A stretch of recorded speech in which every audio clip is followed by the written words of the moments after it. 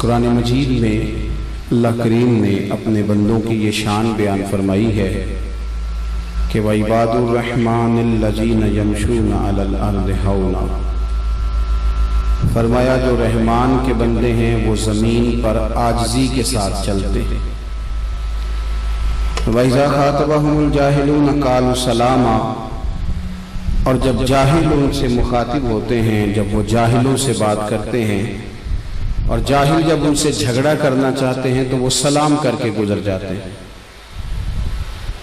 رحمان کے بندے الجھاؤ پیدا نہیں کرتے۔ طالب علموں کو، نوجوانوں کو جو چیزیں ہمارے زمانے میں سمجھنی بہت زیادہ ضروری ہیں، ان میں سے ایک بات یہ ہے کہ زندگی میں بحث کم سے کم کریں۔ کسی بد مذہب سے، دین کے کسی ایسے شخص سے گفتگو کرنا ہو تو وہ بھی جو اس فن کا ماہر ہوگا وہ آدمی بات کرے گا۔ الجھاؤ نہیں پیدا کریں، بحث نہیں کریں۔ ہمارے ہاں جو بحث ہوتی ہے عام لوگوں کی، وہ بحث اکثر الجھاؤ پیدا کرتی ہے، الجھے نہیں۔ مولانا جلال الدین رومی نے ایک بات لکھی ہے، تفریح طبع کے لیے بھی اچھی رہے گی اور سمجھنے کے لیے بھی اچھی رہے گی۔ وہ کہتے ہیں کہ گدھے اور گھوڑے کی بحث ہو گئی تھی۔ گدھا کہتا تھا کہ آسمان کا رنگ کالا ہے اور گھوڑا کہتا تھا کہ نیلا ہے۔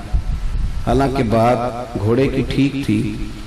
کئی گھنٹے بحث کے بعد جب مقدمہ شیر کی عدالت میں پہنچا، شیر نے دونوں کی رائے سننے کے بعد کہا کہ بات بھی گھوڑے کی ٹھیک ہے، لیکن گھوڑے کو عمر قید کی سزا بھی ہے۔ اس نے کہا بادشاہ جی تو بڑا ظالمانہ فیصلہ ہے کہ بات بھی میری درست ہو اور سزا بھی۔ کہا فیصلہ بھی آپ نے بڑا عجیب کر دیا کہ بات بھی میری ٹھیک ہے اور سزا بھی آپ مجھے دے رہے ہیں۔ تو فرمانے لگے سزا اس بات کی نہیں کہ تو ٹھیک کہتا ہے کہ غلط کہتا ہے، سزا تو اس بات کی ہے کہ تو نے گدھے سے ہی بحث شروع کر دی ہے۔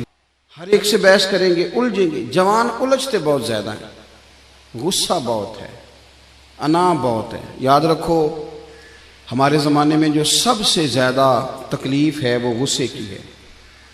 طلاقیں غصے کی وجہ سے ہوتی ہیں، قتل غصے کی وجہ سے ہوتا ہے، نافرمانیاں غصے کی۔ نوجوان بچے اپنے استاد کو، اپنے ماں باپ کو غصے میں کچھ ایسی باتیں کہہ بیٹھتے ہیں کہ پھر وہ باتیں ماں باپ کو ساری ساری رات سونے نہیں دیتی۔ پھر وہ باتیں اساتذہ کو بڑی تکلیف میں مبتلا کرتی۔ رسول کریم علیہ السلام نے پوچھا تھا صحابہ سے پہلوان کون ہوتا ہے؟ عرض کی حضور جو میدان میں لڑے اور اپنے سامنے والے کو بچھاڑ دے، تو نبی کریم نے فرمایا نہ بھائی، پہلوان تو وہ ہوتا ہے جسے جب غصہ آئے تو اپنے آپ پہ کنٹرول کر لے۔ ابھی سے اپنی تربیت کریں۔ اگر معاشرے میں اصلاح کرنا چاہتے ہیں، رواداری پیدا کرنا چاہتے ہیں، تو اپنے غصے کو، غصہ انا پرست لوگوں کو آتا ہے۔ غصہ ثواب کا کام ہے، لیکن اگر دین کے دشمنوں پہ آئے تو اپنی زندگی میں ٹھنڈا ہونا شروع سے اس کو اختیار کریں۔ جب بہت زیادہ آپ میں غصہ ہوگا، بہت زیادہ آپ عادی ہوں گے، وہ ہمارے ہاں بچوں سے پیار کیا جاتا ہے تو بچے اس کا ناجائز فائدہ اٹھاتے ہیں، وہ لاڈلے بن جاتے ہیں۔ وہ سمجھتے ہیں کہ میری اماں میری ہر خواہش پوری کرتی ہے تو اب ہر شخص ہی ایسا بن جائے۔ ایسا ہو نہیں سکتا بھائی۔ ماں کا معاملہ اور ہے، باپ کا معاملہ اور ہے، لیکن اگر آپ اس لاڈ پیار کے اندر اپنے آپ کو غسیلہ کر لیں گے تو زندگی بھر آپ تکلیف میں رہیں گے، آپ کو بے شمار آزمائشوں کا سامنا کرنا پڑے۔ حوصلہ، درگزر، معافی۔ نبی کریم صلی اللہ تعالیٰ علیہ وسلم نے جس چیز کے ساتھ دنیا کو فتح کیا اس میں سب سے اہم رول درگزر کا ہے۔ اگر آپ معاف کرنا نہیں جانتے تو آپ تو اپنوں کے ساتھ بھی دشمنی رکھیں گے، اس لیے کہ کمزوریاں تو ہر بندے میں ہوتی، پھر تو آپ اپنوں سے بھی ہٹ جائیں۔ زندگی میں بہت زیادہ ظرف، بہت زیادہ حوصلہ پیدا کریں۔ ایک اسلام کے جو ہیرو گزرے ان میں ایک ہیرو کا نام ہے حضرت عمر بن عبدالعزیز۔ یہ بادشاہ بھی تھے اور اللہ کے ولی بھی تھے۔ بادشاہ وقت ہونے کے باوجود نہ رات کو 2 گھنٹے وقت نکال کے تو ٹوپیاں سیا کرتے تھے، ٹوپیاں سیتے تھے، کھگے کی ٹوپیاں بنتی تھیں، کھجور کی چھال کی وہ سیتے تھے اور بیچ کے گزارا کرتے تھے۔ 3 सिपारे कुरान पाक के रोज पढ़ते थे। कभी कभी इस बात से बड़ा दुख होता है कि फजर की नमाज के वक्त 6 लोग होते हैं मस्जिद में, और ठीक 1.5 घंटे के बाद जब स्कूल कॉलेज का टाइम होता है तो रस्तों में जगह नहीं मिलती गुजरने के लिए। अगर आपको आपका मुस्तकबिल सबको उठा देता है 7:30 बजे आपका मुस्तकबिल, तो क्या कब्र अशर के लिए आप 1.5 घंटा पहले नहीं उठ सकते? यानी वही सारी कौम जो 1.5 घंटा पहले दरवाजे बंद करके मुकफ्फल सो रही है, वो सारी सड़कों पे, रास्ता ही नहीं मिल रहा। इतना बड़ा जुल्म। मुझसे एक बच्चे ने, एक दोस्त ने कहा नमाज में दिल नहीं लगता। मैंने कहा दिल का तो मामला ही नहीं, ना भी लगे तो नमाज तो फिर भी पढ़नी है। नमाज को दिल लगी का नाम है, नहीं लगता तो न लगे। दवाई खाने में दिल लगता है? चलो ये बताओ, स्कूल आने को दिल करता है? अब तो हंसने लगे सारे। कॉलेज आने को दिल करता है?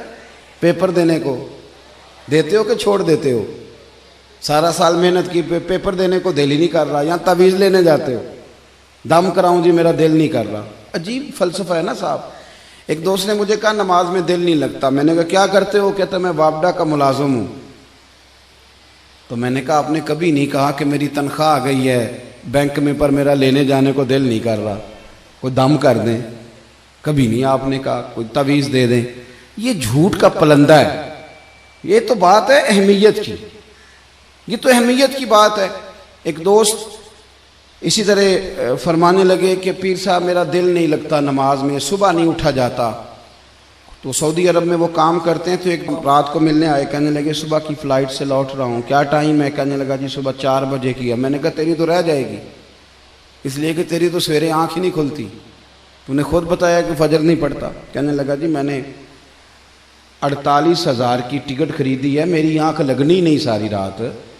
तो मैंने कहा साहब असल बात अहमियत की है। अगर 48,000 की अहमियत इतनी है कि वो मिस नहीं होगी, तो अगर पता चल जाए कि नमाज की अहमियत कितनी है, फिर नमाज भी मिस। तो जिंदगी में रवादारी पैदा करें और साथ साथ दरगुजर से काम लें। देखो हजरत उमर बिन अब्दुल अजीज रहमतुल्लाह अलैह बादशाह थे, दरवेश थे।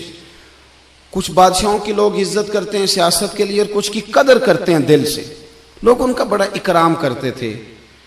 तो एक दिन आप रात को गश्त के लिए निकले, 2-3 गार्ड सिपाही आपके साथ थे। उस ज़माने में लोग लकड़ी के जूते पहनते थे, और लकड़ी का जूता अगर मोटे ताज़े आदमी ने पहना हो, जैसे आजकल ये बाटा के जूते होते हैं बड़े सख्त, को मेरी तरह का सेहतमंद आदमी पहनना हो और किसी के पैर पे पैर रख दे तो सामने वाला बेचारा बड़ा बेहाल हो जाता है। हज़रत उमर बिन अब्दुल अजीज गुजर रहे थे, लकड़ी के जूते थे। एक बुजुर्ग ना सोए हुए थे गली में, ज़मीन पे चटाई बिछा के। आपका पैर बाबा जी के पैर पे आ गया। इस तरह की जब हंगामी सूरत हाल होती है ना, इमरजेंसी की, मोटरसाइकिल से मोटरसाइकिल टकराए, तो सामने वाला जो पहला लफ्ज़ कहता है ना, वो ये होता है कि नज़र नहीं आता। यही होता है ना जुमला, पहला अंधे हैं आप, पहला लफ्ज़ यही होता है। तो पैर पे पैर आया तो वो बुजुर्ग फटाफट बोले, कहने लगे हल अंतुमुल आमा, क्या आप अंधे हैं, नज़र नहीं आता? उनको पता नहीं था मैं बादशाह को कह रहा हूँ। वैसे ये जुमला अगर किसी ने हमें कह दिया तो हम तो इसको गाली समझेंगे, फिर हम उसे कहेंगे तू मुझे जानता ही नहीं। उन्हें माँ बदौलत को कह दिया, इतनी तेरी जुर्रत, ये पता नहीं कि कितने बड़े कॉलेज में पढ़ता हूँ, कितनी मैं मोटी फीस देता हूँ, परसों मेरे अब्बा ने नई मोटरसाइकिल खरीद के दी और मुझे ही तूने कह दिया कि अंधा हूँ। हज़रत उमर बिन अब्दुल अजीज को जब कहा ना कि क्या आप अंधे हैं, तो आप फरमाने लगे नहीं बुजुर्गों मुझे नजर आता है। वो जो साथ वाले थे ना गार्ड, उन्होंने तलवारों पे हाथ रख लिए। आपने फरमाया क्या करने लगे हो? कहने लगे हज़रत कुछ गुस्ताखी की, आप अंधा का है। आप फरमाने लगे नहीं उसने तो कुछ भी नहीं कहा। कहा हज़रत साहब कहा है उसने आपको अंधा? फरमाने लगे नहीं कहा उसने मुझे अंधा, जनाब कहा है। आप फरमाने लगे बात तुमसे कर रहा था कि मुझसे कर रहा था? कहा जनाब आप ही से कर रहा था। तो फरमाने लगे उसने तो एक सवाल पूछा है, उसने पूछा आप अंधे तो नहीं? तो मैंने कह दिया नहीं मुझे नजर आता है, इसमें झगड़े वाली कौन सी बात? ये तो सादी सी बात है कि आप अंधे तो नहीं? तो मैंने कहा नहीं मुझे। तो हमने कितने झगड़े बना लिए, सादी बातों पे भी झगड़ा, हर बात पे बहस है, उलझाओ। जो लोग अना का बुत बना के उसे पूजते हैं ना, वो दुनिया के सबसे कमजोर लोग होते हैं। जो इज्जतें मांगते फिरते हैं, एहतजाज करते हैं कि मेरी इज्जत करो, लड़ाई करते हैं कि तुम मुझे इज्जत नहीं देते, भीख मांगते हैं कि मुझे इज्जत दो, कभी इज्जत नहीं मांगे। کام ایسا کرے زندگی میں کہ عزت کرنے کو دل کرے.